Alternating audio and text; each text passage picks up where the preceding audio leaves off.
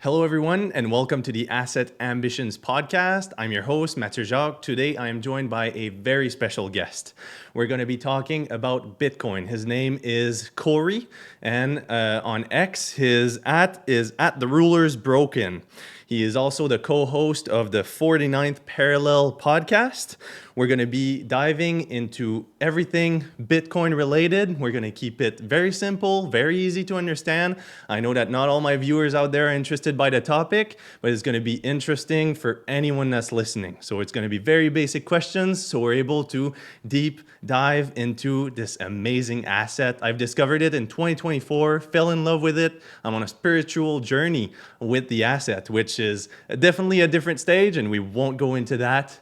But for now, let me introduce you, Cory. Thank you for coming on. Thank you so much for having me. This is an absolutely beautiful studio you guys have here. It truly is. And like when you say I'm a very special guest, I bet you say that to every guest. Yeah, this is my standard intro. You caught me. You caught me. That's okay. That's okay. I won't take it personally. Yeah. So, what is special is that we're talking about this amazing asset that we're both in love with. And so if you could please start by diving into your journey within the asset, how you discovered it. Yep. Well, my name's Cory. I'm the son of a lobster fisherman, and I'm the grandson of a coal miner. So I've always had like very much blue collar roots. That being said, I was always kind of good in school. I liked math. I liked science. I ended up getting a degree in economics, and Bitcoin was always this thing that I had heard about for the past 10, 15 years. I heard about it quite early, just in circles, but I'd never really gone into it. And when COVID happened, I had a little bit of extra time, like we all did. So I decided, like, okay, I'm going to take some time, actually learn this thing. So I bought a couple of books, listened to a few podcasts, and just really got into it that way. A few years later, I started hosting a Bitcoin meetup because I realized that in Ottawa, we didn't really have one. I had attended a few Bitcoin meetups in Montreal, where the Bitcoin community there is just electric. Like if I don't know if you've had a chance. It must be. No, I haven't. You got to go. You got to go. I mean, I know you've been to our meetup here in Ottawa, and it's great. Our meetup, I love my meetup. I love my guys that come to our meetup.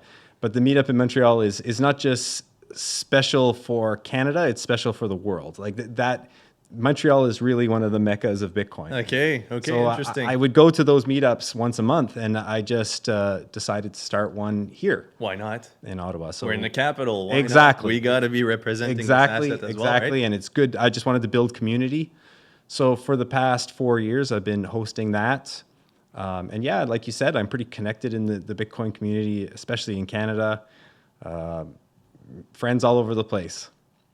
There we go. And so what does a typical day in the life look like for you then? Well, in the Bitcoin space, I mean, Yeah. this isn't my job, right? Like this is my passion. This is like my after work type of passion thing. I listen to a lot of Bitcoin podcasts. I read a lot. And I got my meetups 3 times a month, sometimes 4 times a month.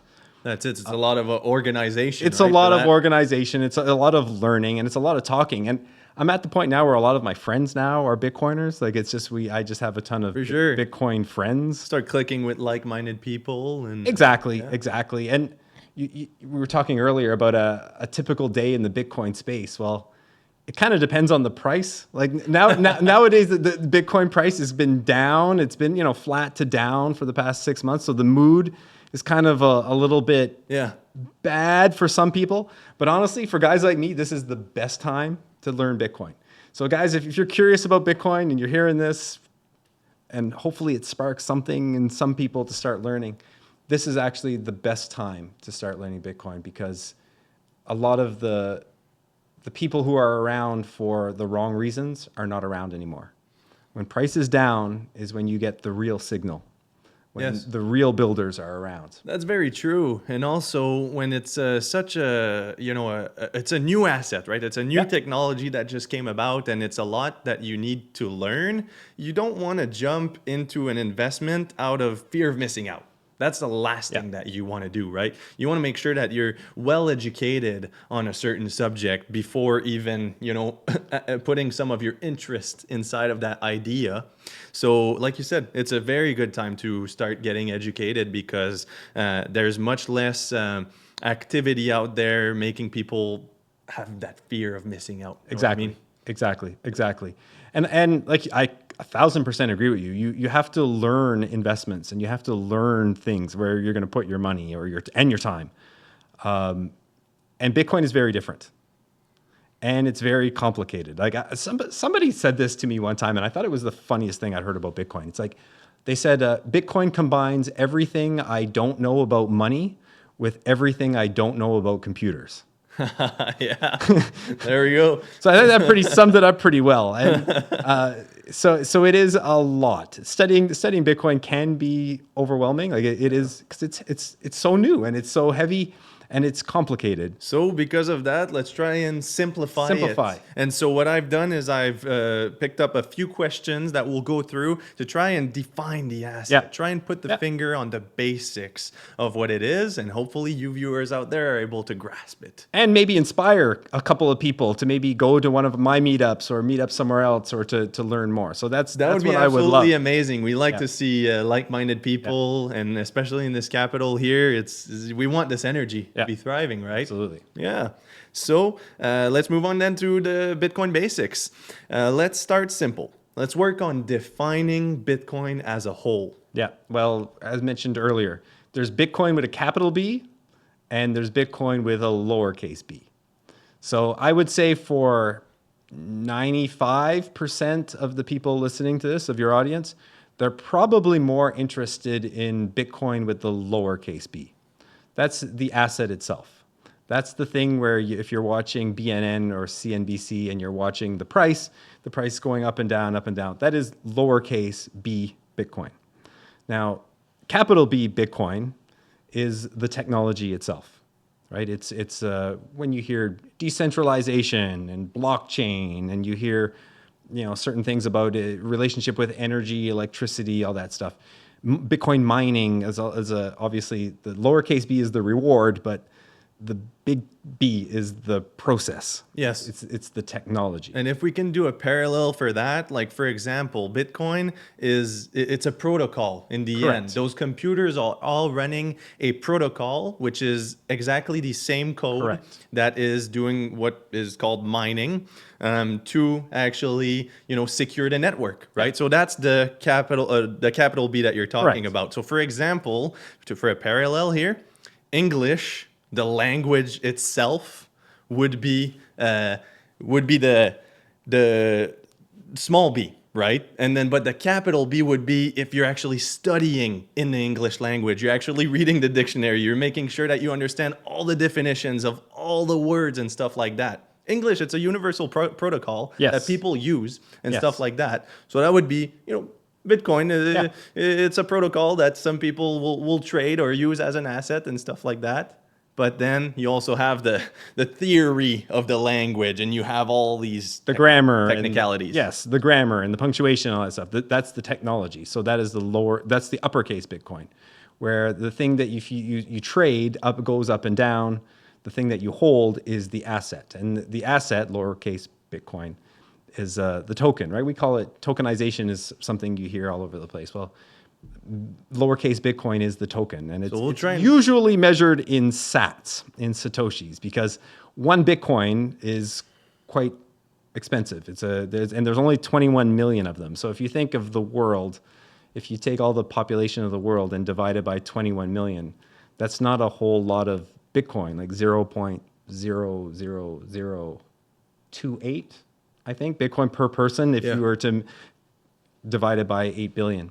So that's why we use satoshis or sats to break down Bitcoin. That's it. So those are small fractions of one whole coin. Correct. It's a small fraction of one whole coin. So to give you an idea, the Canadian dollar and the US dollar, there's 100 cents in a dollar, right? Well, in Bitcoin, there's 100 million satoshis in one Bitcoin. That's it. So right now, the price of $1, one Canadian dollar will get you right around 1,000 sats. And one full Bitcoin would be around $105,000. Right around, depending on the day. It's a very volatile asset, but today it's about $105,000. So $105,000. So I'm sure there's probably people listening to this right now who said like, oh, this Bitcoin thing, yeah, maybe I would be interested in buying some and diversify, or I'm curious, I'll throw a little bit of money on it. And then they look at the price and they see it's $100,000 and they think, I can't afford $100,000. That's a down payment on a really nice house. Well, you don't need to spend $100,000. That's it. At all. You literally could spend $1 and get 1,000 Satoshis. It's very divisible as an asset, and that's Extremely one divisible. of the amazing properties from it. Correct. Yeah. So this is what we'll try to keep the focus on, is Bitcoin the asset, and maybe we'll do a future episode more about the technicalities and the background of the protocol itself. Can you walk us through the decentralized nature of the Bitcoin protocol and the network and explain it as if I'm brand new to this? Okay, so now we're talking about Big B. That's very much the Big B Bitcoin. And you mentioned one part of the decentralized nature of Bitcoin. You talked about the mining. Probably everybody who's heard about Bitcoin has heard of blockchain. And most people don't really spend too much time thinking, oh, what actually is a blockchain? Well, it's a chain of blocks. But in Bitcoin, in the Bitcoin protocol, the miners create the blocks. So the miners use energy to compete to build the next block. And the block is comprised of a list of transactions that are going to be broadcasted over the Bitcoin network. Now, you talked about decentralization. These miners are all over the world, so they're decentralized. So they're the builders of the blocks of the next set of transactions, right? But that's not the only form of decentralization in Bitcoin. Nodes are also decentralized. So a node, different than a miner, is a validator of the blocks. So nodes run all over the world, and a node can really be run on a computer like the one I have here. Even older than this, you could have like a 17, 18-year-old computer that can run a Bitcoin node. It's really it's not a very heavy thing to run. And what that does is it validates to make sure that the chain is correct. That's it. So it's a check and balance on the blockchain that is built by the miners. The users are also decentralized. Unlike, I guess we can use Canadian dollar as an example. For the most part, the Canadian dollar is very centralized to Canada. Yeah. Right? Sure, if you went to Buffalo, New York, and you had Canadian dollars, you could probably get by in Buffalo, New York, or other border towns. Maybe. But much easier to US dollar, for example. Correct. Well, the US dollar, you mentioned the US dollar. The US dollar is the most decentralized, at least in that sense. It is the most decentralized of the regular currencies, right? Yeah. You could go pretty much everywhere in the world with a $20 bill. It's most likely going to be accepted there. Most likely be accepted. You can eat lunch pretty much everywhere in the world with a $20 bill. Yeah. So in that way, maybe in other ways, the US dollar may be more centralized in other ways, but at least in that way, as far as the users, it's the US dollar is the most decentralized of the regular fiat currencies. Bitcoin, its users can be anywhere where you have an internet connection. It's universally acceptable as long as someone understands the technology is able to accept payment, which is becoming ever and ever more prominent, right? Yes. Yeah. I'd be willing to bet that it's easier to get your hands on Bitcoin in Argentina than it is to get your hands on Canadian dollars. That's it, exactly. There's some countries that, unfortunately lost their fiat currencies, and what's the alternative, right? You want to try and find something that's a good alternative that everyone can adopt, and that ideally is on the internet. We're we're in the 2020s, right? So you want to have a protocol that is actually viable for everyone that has a phone. Yeah. And what is that in Argentina, right? Are you going to have digital US dollars, or do you want to actually have a fully decentralized system that your country can now run on and operate that's not actually dominated by the American, So let's not hate too much on the US dollar. I mean, the US dollar is the best performing of the fiat currencies, for sure. Right? So it is. If you're measuring your wealth in US dollars, you're probably doing okay if that's your unit of account and that's how you're transacting compared to other transactions. Like I just said Argentina off the top of my head. They had a collapse in currency. Yeah. Or even the Canadian dollar. We're the most inflated fiat currency within the G7. according to my research. Again, and maybe I should have said this right from the top. Not financial advice that we're giving here today. Like I'm here. This is my role as an educator. I'm not telling anybody here to hold Bitcoin or to buy Bitcoin or to sell Canadian dollars, anything like that. I'm just here as an educator. For sure. But yeah, like certainly you can look at inflation data and it speaks for itself. Yeah, that's it, and make your own conclusion. Okay, so we've talked about the decentralized nature of the asset. Yep. So, okay, it's decentralized. It's disconnected from a big overarching, government, company, individual, which is amazing. Yep. So that's one thing that's amazing about the asset. So now, why is Bitcoin such a revolutionary idea? And another thing that I think is very interesting about the asset is the founder, right? Satoshi Nakamoto. Who is he? What's his part in the invention, and what's the immaculate conception? Okay, so there's a lot to that question, and let's start off with Satoshi. Satoshi Nakamoto is the pseudonymous inventor of Bitcoin. He released a white paper in 2008, at the end of 2009. I should know this off the top of my head. I completely forgot. In that time, 2008, I think, and then the network started. The paper, October 31st, 2008, and the network started running January 5th, 2009. I think that's correct. I think those dates.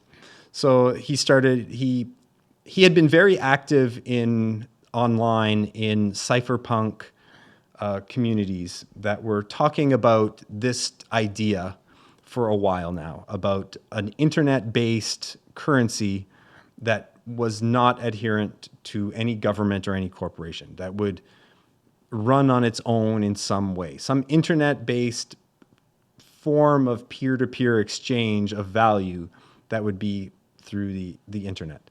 And there's been a few ideas like bounced around before Bitcoin came about. Things like e-gold, I think, was one of them, and a few others.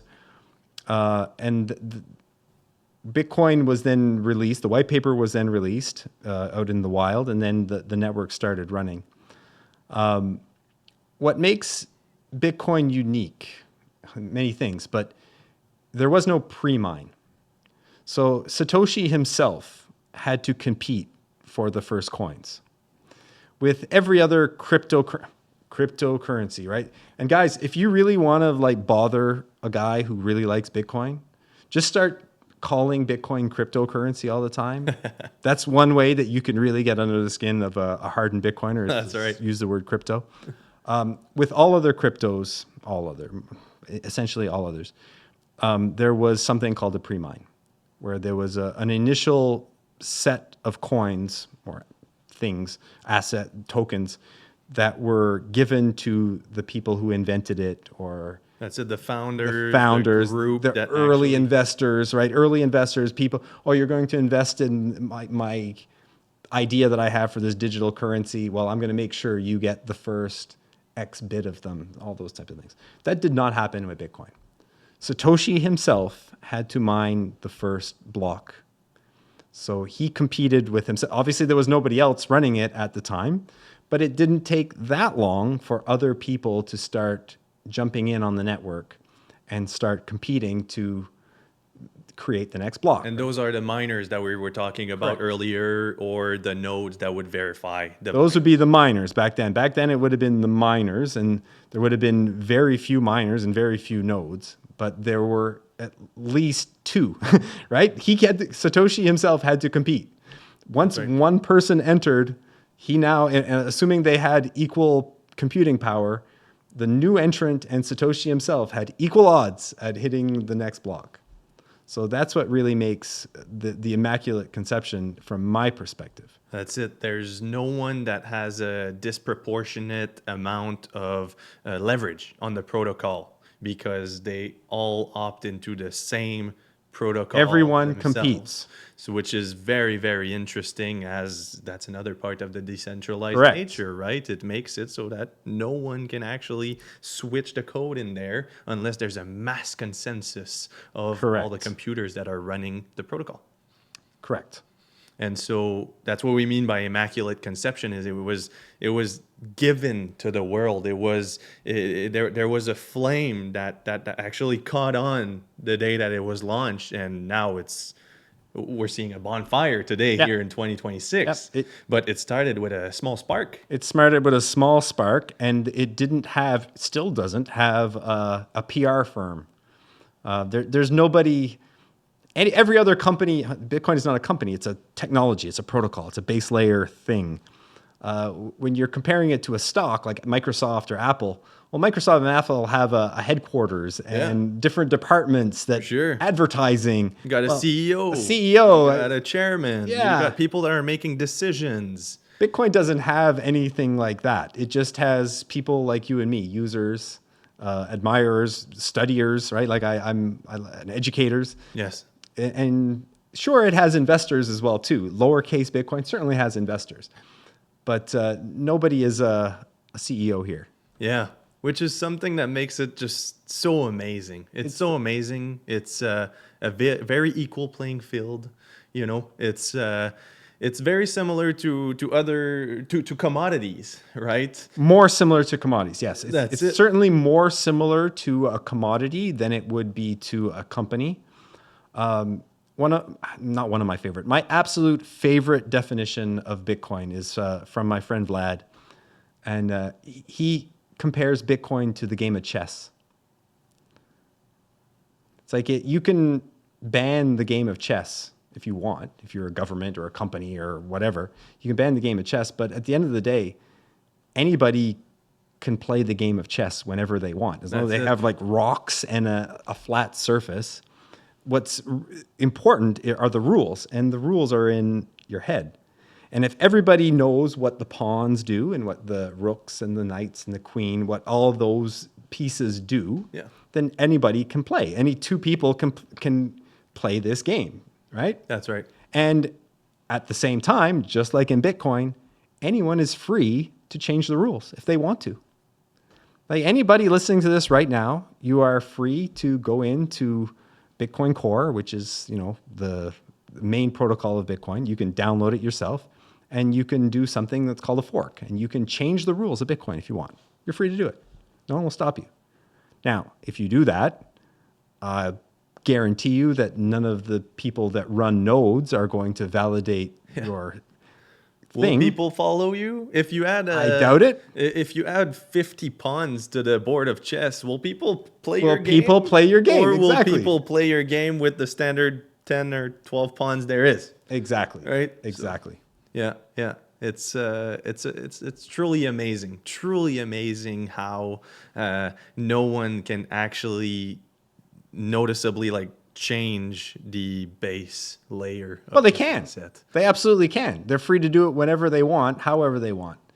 But due to its decentralized nature, the users, the node runners, the miners, if they choose not to follow, there's got to be a big consensus. There has to be consensus. Yeah. And it's very difficult to achieve consensus in something this decentralized. That's it. Exactly. So how does Bitcoin then give sovereignty to the individual, the corporation, or the state? Well, I'm looking at my notes here. There's lots of places you can go with this. Like we talked about the decentralized nature of it and how the protocol is the same everywhere in the world. So if you're not treated well for whatever reason in one part of the world, you can take Bitcoin in your head, literally. Bitcoin can be stored in 12 words. It's wild. Don't take my word for it. Go and study for it. I'm not going to get into that right now. But Bitcoin can be stored in your head, and you can go anywhere you want in the world, and you can access your Bitcoin when you get there.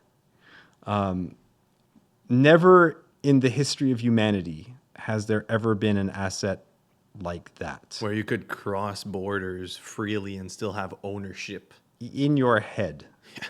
Right? I guess gold is the closest thing. But even with gold, there's been plenty of times throughout world history where people have put their value in gold and have crossed borders because of war or because of, terrible things happening to them.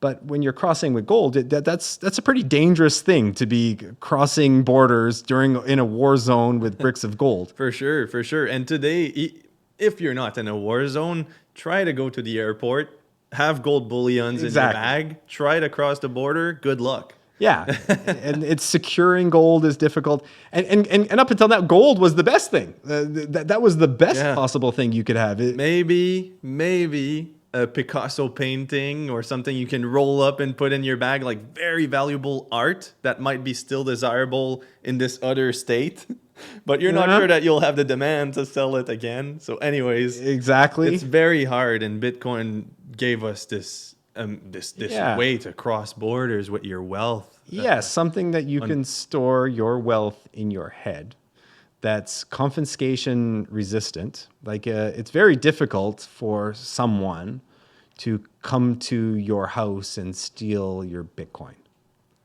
That's right. It's extremely difficult if you know what you're doing, right? Like in theory, and I'm probably most of the people listening to this, that's probably not going to be their first touch point if they choose to invest in Bitcoin, right? And again, I'm not giving you financial advice. Everyone do their own research. I think everybody should learn how to self-custody their Bitcoin. I think that's a very, very important part. But for most people, just like it was for me, the first touch point I had with buying Bitcoin was through an exchange. And I left my Bitcoin on that exchange for a little while, right? And while it's on the exchange, it's still confiscatable. Somebody can come in and hack your account, and take your Bitcoin. That's right. Your Bitcoin. It's not really your Bitcoin. It only becomes your Bitcoin once you take it off the exchange and put it into self-custody. Hey folks, if you're curious about getting into the crypto sphere, you're going to want to check out ShakePay. It is an amazing crypto platform here in Canada, which you can buy Ethereum and Bitcoin through. It is Canadian based. You can have it on the App Store, or you can also have it on the desktop. You can shake your phone every single day. It'll give you small Bitcoin rewards, which are called Satoshis. So you can stack those amounts each day, invest in your future, no cost to you. If you use my referral link, full disclosure, we will both get a kickback out of it, $20 bonus if you fund your account with at least $100. Head over and start stacking today. Yeah. As some people would argue, you don't want to invest into gold and let the mint or the bank hold your asset. You'd like to have it in your safe at home. You have It's a bearer asset. Yeah, it's a bearer asset. Bitcoin, like gold, is a bearer asset. You can take custody of it yourself. Now, you can do that with gold. You absolutely can do that with gold and silver coins or Picasso paintings. You absolutely can. But think of the level of security required to store a large amount of gold, right? Or a Picasso painting. Yeah, not easy. Not easy. Very heavy. Very heavy, very expensive. Very difficult. And you want to transact with someone, it's very hard to divide it extremely into the exact right amount to pay for whatever you want to pay. Right? Exactly. And Bitcoin allows us to do this. That's it. One other thing about going back to the question about that gives you sovereignty. And this is something that I think even people that are very educated in the Bitcoin space kind of discount this. Bitcoin is 365, 7 days a week, 24 hours a day, working. Yes. It is running all the time. That's true. So, this is a real estate podcast. I'm sure 95% of the people, 99% of the people that are listening to this are real estate people. I love real estate, Don't hate. I'm not knocking on real estate. But real estate is not very liquid. Most definitely not. Right? It's not very, it takes time. That's why there are professionals in this space to help people buy and sell properties, because it's not a very liquid asset. That's it, exactly. And you can only purchase it during the weekdays, and it's not recommended to close on a Friday in case that the bank can't close on the Friday, and then you got the whole weekend that you haven't closed on your property. Whoops. So yeah, there's a lot of things that can go wrong in a real estate transaction. For example, it's not 24/7, that's for sure. It's not 24/7. And stocks and ETFs are more liquid. Right? If you have a Questrade account or a Wealthsimple account or a TD Ameritrade or whatever people are using, you can sell your Microsoft shares especially something big like Microsoft, Apple, they're quite liquid. You'll probably get the price you need to. If you really wanted to sell it, you can probably sell it within That's it. seconds. Should be able to find a Should be buyer. able to find a buyer pretty 99% of the time. But the stock market is only open from 9:30 in the morning to 4 o'clock in the afternoon. That's it. 5 days a week and not on holidays. And it's a centralized exchange on a certain fiat currency. If you try to Correct. sell your Microsoft stock to a Chinese person in China, Correct. good luck trying to find a buyer there. But there's a Bitcoin buyer in every single country. Bitcoin runs 365 days a year, 24 hours a day. That's beautiful. It's beautiful. That's it. It's just so beautiful. So why do you see Bitcoin as the superior asset overall, the apex property? Probably the most difficult question you're going to ask me today. I'm going to answer a little indirectly. My Bitcoin journey, one of the most important people on my Bitcoin journey was a Canadian author named Jeff Booth. He wrote just an absolutely incredible book called The Price of Tomorrow. And it's not even a Bitcoin book. He mentions Bitcoin at the very end, just mentions it. And while he wrote it, I've had the occasion to meet him and talk to him about it. At the very end, he was starting to learn Bitcoin as he was writing the book. The premise of the entire book, 250, 300 pages long, is that in a free market, prices go down forever. Technology is deflationary. We live in a world right now where inflation is all over the place, especially the past few years. You see it. You go to the grocery store, you feel the inflation. Yes. That's price inflation. In theory, Jeff Booth masterfully lays out, as technology increases, prices should go down forever. And it only makes sense when you really think about it, that once we have an unlimited amount of technology, we can use that unlimited amount of technology to produce an unlimited amount of stuff.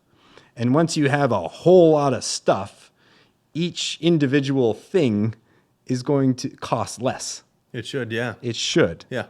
Right? So why is it that it doesn't? I believe because fiat currency is being inflated by the government oversights.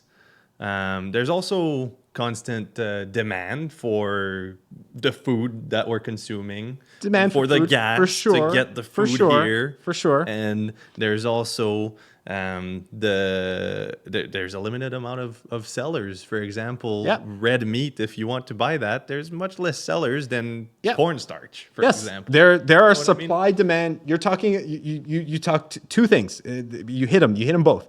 There is a supply demand thing that determines price. I absolutely agree with you. If there are more sellers than buyers, the price is going to go down. If there are more buyers than there are sellers, price is going to go up. Every single person listening to this podcast, it works in the real estate market, know that. When there are a lot of buyers around, prices go up. When there are a lot of sellers around, prices go down. That's Period. it. But the first thing you said is the debasement of currencies. Yes, I'm coming at it a little bit less skeptical than some people. I don't think it's just governments. I think it's banks as well too, like Sure. issuing out loans and keeping interest rates abnormally low, so that more people get into more and more debt.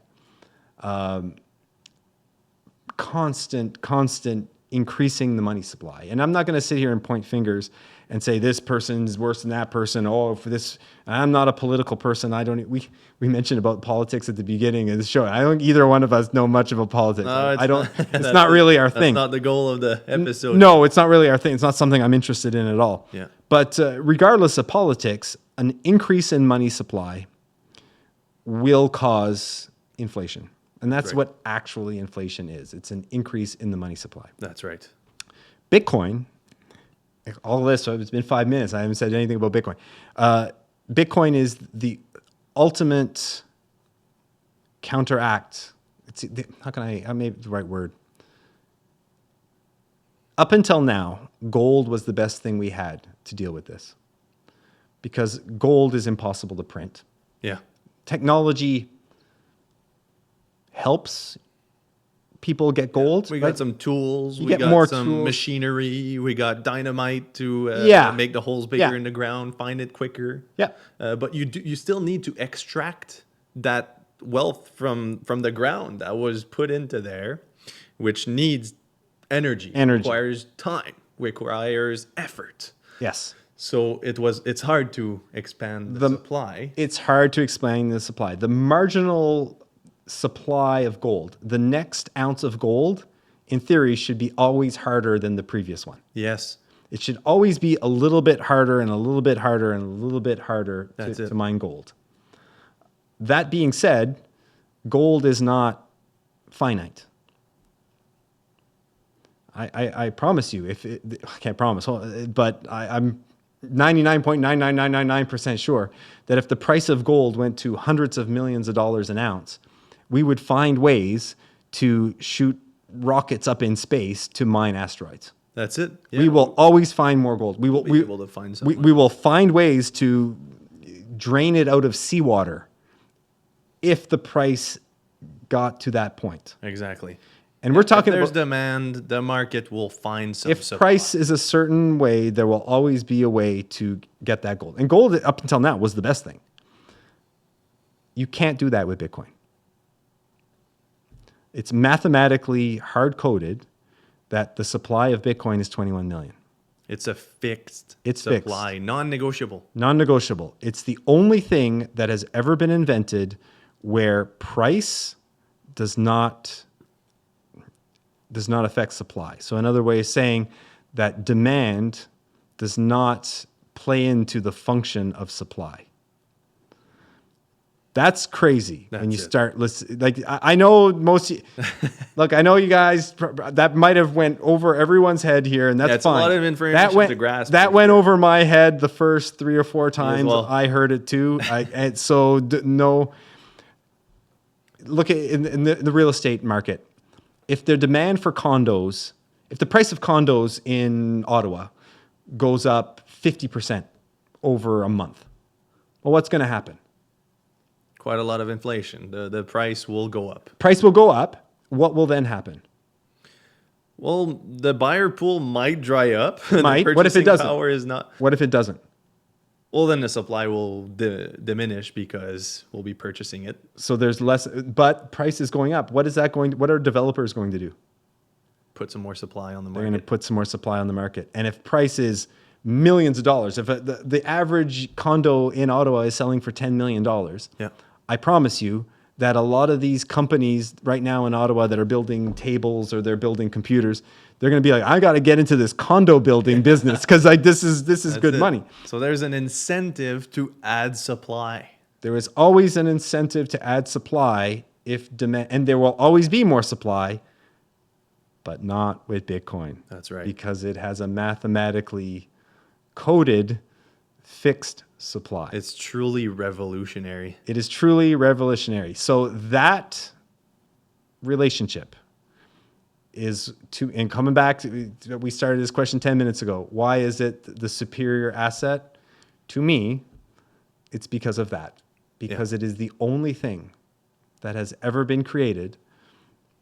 I mean, you can get into the philosophical, well, time is like that, right? Like time on earth is like that, right? Like you have a finite amount of time, but Bitcoin is the only truly finite asset. Yes.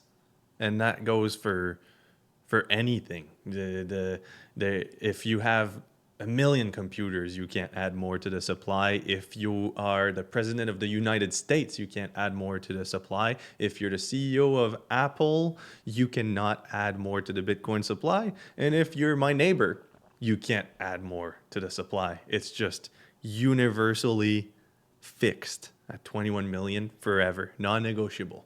And that's just beautiful. With an asterisk. You can, actually. You can try. Because it's an open, decentralized network. True. You are free to try. So if you decide, and it's been done, like Litecoin, for example. Litecoin is one of those crypto assets where I'm not even an expert in Bitcoin. I'm just a guy who studies Bitcoin. There are no experts in Bitcoin, but I'm certainly not an expert in things like Litecoin. I know nothing about Litecoin. From my understanding of it, Litecoin was a fork of Bitcoin. Somebody took the Bitcoin code and made some changes so it would have a bigger supply. The whole idea is that Litecoin would kind of be the silver to Bitcoin's gold. Yeah. So with more supply and with, I think, faster transaction times, faster block times. The Bitcoin blockchain, it's coded to work in 10 minutes or so. From what I understand, Litecoin wanted it to be done in 1 minute or something like that. Anyway, so they tried. They tried to increase the supply of Bitcoin. And they did it. It's stuck for a few people, and you can opt to run You can on that try, protocol and if you want. you can It's try. stuck for some investors. You can but try. In the end, the market capitalization of Bitcoin, for example, is right about $2 trillion in Canadian dollars, if I'm not mistaken, at the moment. And so compared to the Litecoin, I don't know the market capitalization, but minuscule. That's why I don't know. It's because it's a irrelevant asset. It's irrelevant. To us Bitcoiners out Correct. there. Correct. So, yeah. Correct. So when people say, like, what, even me, I just said it like a few minutes ago. I said, like, it's hard capped. Well, Bitcoin is hard capped. Well, yes, Bitcoin is hard capped, but you're free to try to change it, and you can do you. Like, you can do you. Yeah. But if the node runners, the validators, don't validate your chain, you're not going anywhere. And throughout the years, that's what we're seeing. That's why it's, like I said, it's in the trillions, the market capitalization of this asset. Like the second biggest asset is not even in the trillions itself. So it's, second biggest cryptocurrency or crypto asset is not in the trillions itself. So the money gets behind the asset that they trust. And right now within the standard market, well, real estate's a big one, gold is a big one, Apple stock, Microsoft, Amazon is a big one. And that makes total sense. It's assets that you can understand. Real estate is tangible. You can touch it. It's you can see it. You can live in it. There's many values that comes from it. Gold, it's historically adverse to inflation. Yeah. Thousands of years. And these stocks, we know how the technology works. They were revolutionary in their time, and that's why a lot of money piled into it, because it was trust in that. But that's what we're seeing is Bitcoin is that new emerging asset that's actually stacking up some market capitalization and making an ever bigger amount of capital get behind it, because the smart capital, that's where they think that they should put their money. And this is not financial advice, but a lot of smart capital is actually rotating to that asset. Yeah. And stocks, businesses create economies, right? We wouldn't have an economy if we didn't have businesses. So they're Amazon, Apple, there's a reason why these are big companies, because they provide a lot of value in the economy. And that's what it is. Bitcoin is not that. Bitcoin is not a company. Bitcoin is a technology. Yeah. Big B Bitcoin is a technology. Little b Bitcoin is the asset that's associated with the technology Big B. So all you Bitcoin investors, potential Bitcoin investors out there, which are, I hope some of you really study Big B Bitcoin, because that's where I spend my time, is Big B Bitcoin. That's where my interests are. But if you're only interested in small b Bitcoin, the asset, because maybe you think, oh yeah, I'm a real estate investor. I like things I can touch. I don't really have time or to study this Bitcoin Big B technology thing. I respect that. I understand. I would ask you to try a little bit, learn a little bit. Maybe this hour that we're having here, maybe that'll be a start. And yeah, that's it. It might spark something. But even if not, if you just want to just go lowercase b Bitcoin, that's fine too. You're important too.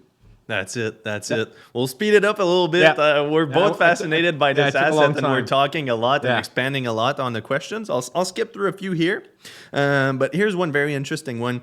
For our listeners out there, talking about, Bitcoin, real estate folks, Canadian investors, business-oriented people, how should someone think about adding Bitcoin to their portfolio? I think you mentioned it. learn a little bit first. Like use this if this is a starting point. I would recommend anybody check out Lynn Alden's YouTube channel. Like Lynn Alden is an energy economist slash investor slash hedge fund person. She has a YouTube channel that has one video, and it's just a 40-minute summary of her book. Her book is called Broken Money. I think for your audience, I think your audience could handle it. Yeah, I've watched that video and it's amazing. It's a great place to really start. And if you wanted to pick up the book, I think your audience are fine. I don't say this to everybody. Like I talk to people, sometimes people come to my meetups, they're just getting started. They're not really financially, maybe they need something a little bit easier. But I think if you're listening to this podcast, you probably have an idea of finance. You can pick up Lynn Alden's book. That's where I would start on the learning. Yes. The goal should always be to self-custody your Bitcoin. That should always be, and the goal should be 5 years. You should never worry about too much about the price of Bitcoin for 5 years. If you're worried about, if you need that money in less than 5 years, Bitcoin might not be the right thing for you. Again, not financial advice. That's correct. So that's where I would have a longer time frame horizon. You got to study it. You got to study it a little bit. This is going to be controversial. You might disagree with me here. There are Bitcoin ETFs that you can use in your TFSA and in your RRSP to get price exposure to Bitcoin. Yes, and that can be held in registered accounts. Registered accounts. Which that's very interesting. It's There's no way to buy Bitcoin, a raw asset, within a registered. Not yet. There's people working on it, but it's come. Hopefully it'll come. But for the average person maybe listening to this, looking into a Bitcoin ETF is not the worst place to start, in my humble opinion. But the big global overarching thing is, if you are looking into this asset, like we mentioned, you got to have a long time horizon, but you want to understand it before you get into it. It's a very volatile asset. There's a lot of ideas, opinions out there, fear, uncertainty, doubt, fear of missing out, stuff like that. You can't jump into it if you don't understand it. It's very important to drill this in, and you must educate yourself on it and understand and get the conviction before getting into it. That's what I would recommend, because if not, you won't be able to stomach that type of volatility if you don't understand why it is volatile in the first place. I can tell you what I did. I can tell you what I did when I first got into Bitcoin. And again, this is not financial advice, and I'm not saying that like everybody should do this, but when I got into Bitcoin, I took $1,000. And for some people, I understand $1,000 might be a lot of money, and maybe for them, maybe it should be $100 or even $10. I don't know. For me, it was $1,000, and I said, okay, I'm going to study this Bitcoin / crypto thing, and this $1,000, if I lose it all, well, so be it. That was the price of tuition. Like if you take a course, I mean, I know you have to take courses in real estate. I'm sure they're more than $1,000 to register, right? Like I went to university, cost me more than $1,000 to take a course. For sure. So I took $1,000 and I said, okay, I'm going to put $500 in Bitcoin. I'm going to put the other $500 in the other crypto assets. And to start off. That's what I did. Within 3 months, I only held Bitcoin. I had sold everything else that I had at a loss. I lost money on everything else. And I haven't looked back since. That's how you build that conviction. It took me 3 months of studying, reading, to realize that Bitcoin, to me, again, different strokes for different folks. But for me, it was 3 months. That was the price to your education. That was the price of my education. So let's move on here. What's one underrated thing about Bitcoin that new investors almost always miss? Volatility is your friend. Totally agree. Because it's a lot of people fear that volatility, but it's not just people. It's governments, it's businesses, it's corporations. And if you're on the right side of that volatility, it can be a very profitable trade long term. And if you don't even see it as a trade and you see it as a forever asset, that's the answer to me personally. But volatility is our friend. Volatility is your friend. You hammered on the obvious way why volatility is your friend, because that gives you an opportunity to maybe get a little bit more if you choose to when the price is down. Volatility is also a function of what I talked about before, of being open 365 days a year, 24 hours a day. There's a lot of political instability right now in the world. There's wars going on. If something happens somewhere in the world on a Sunday night, middle of the night, nothing's open. Your stocks are not going to change value because the stock markets are not open. Well, Bitcoin's price will go down. It'll react. It'll react minutes after it happens. right away. Yes. Bitcoin reacts to everything all the time. Yeah. So is that a bug? I would say that's a good thing. That there's this asset out there that is open all the time, ready for business all the time, and it's reacting in real life, in real time, all the time. Worldwide. Worldwide. Let's not forget that. Worldwide. Not just in the Western hemisphere here. Worldwide. Yeah. So volatility is your friend because you can pick up on the cheap potentially if you have that conviction to buy when the price is low, and it also that volatility also tells you what type of asset you have here. That's very true. Very true. So some quick hits here. Let's keep the answers short and then we'll wrap it up. So Bitcoin versus real estate for long-term holding. Depends. Primary residence. I think owning your own home. We talked about this before we started. I think there's a real value in owning your primary residence. You settle down roots. It's good for your happiness. Build a sense of community. Building a sense of community, pride, security, family. Those are the real things in life that are really valuable. This Bitcoin thing is fun and all, but the real things in life, I think the most important things in life are made better by owning your primary real estate, by owning your residence. I truly believe that. Rentals. When it comes not time financial to placing advice. your money for the long term, there are alternatives. There's some people that are very well versed in the real estate world, and what's interesting to people there is the cash flow. Because Bitcoin, you're betting on appreciation. You're betting on a long-term view of it. There's some people that also flip real estate. So that's a short-term trade for them and stuff like that. But if you have a long-term view, theoretically, Bitcoin could give you a disproportionate return. Yes. Let's put it that way. Yes. And I like to, this is a bonus for why I think Bitcoin is great. The community. Like I've been lucky enough, I've been in several communities. I was a member of the Financial Independence Retire Early community. It's great. Interesting. You could maybe get somebody from that community to come on. They're great. Been in that community, sports, things like that.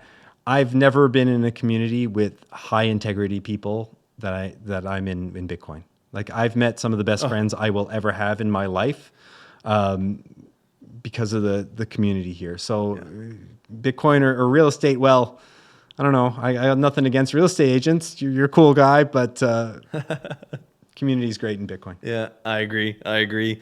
One piece of advice really quickly here for Canadian investors or entrepreneurs. One piece of advice, always invest in yourself. That's the most important thing. Invest in yourself. That's right. Learn. Never stop learning. Keep learning. That's right. And now let's move on to the signature questions of the podcast. So if you could go back and tell your younger self something, what would it be? What do you think I'm going to say? I know, and that's not what I'm going to say. I know what you think I'm going to say. I'm not going to say that. No, I'm not going to. I wouldn't tell myself to go back to 2010 when Bitcoin was 3 cents, 30 cents. That's the obvious answer. The obvious answer. You know the price of Bitcoin the first time I ever heard of it? What was it? $3. Wow. Yeah. First time I ever heard of it. We've all had that moment. $3. Yeah. But that's not the advice I would give myself. What would it be? Don't sweat the details. Don't stress out. In my life, there have been periods in my life where I just was I took things way too seriously, and I didn't stop to smell the roses because I was always worried about the future. I always thinking about, caught up in the future, always thinking about like, oh, what am I going to, when I realize I realize now I'm a little bit older, like don't sweat the details. Like just don't sweat it. Like if you like the previous question, invest in yourself. If you trust yourself, you invest in yourself and you develop yourself, you'll figure it out. Yeah, you'll connect the dots figure and it out. everything will fall into place. You'll figure it out. That's right. Sometimes our mind just gets consumed by the day to day. We get overwhelmed and the emotions take over. Yeah. So, final question here. What is your most prized asset? I started this podcast by saying that I'm the son of a fisherman and the grandson of a coal miner. And that is my greatest asset. That I understand the value of hard work. And that was instilled on me from the day I was born. And I was gifted with that work ethic with a curious mind. That's beautiful. So that is my greatest asset. That's a really beautiful way to put it there. Amazing. So you mentioned you wanted to talk a little bit about your podcast. Few Go things. ahead if you want to take the floor for about a minute here, and I'll have to wrap it up after. Yes, a few things. So I'm the host of the 49th Parallel. It's a co-host of the 49th Parallel. It's a Bitcoin podcast where we don't talk about Bitcoin. We talk about like regular issues that guys go through, but from a Bitcoiner's perspective. And my buddy Luke lives in Pennsylvania, and I live up here in Ottawa, so that's why we call it the 49th Parallel. Want to show that. I also want to reach out to all the real estate investors out there a little bit, and maybe the people who are into rental properties. Please check out like residential Bitcoin mining.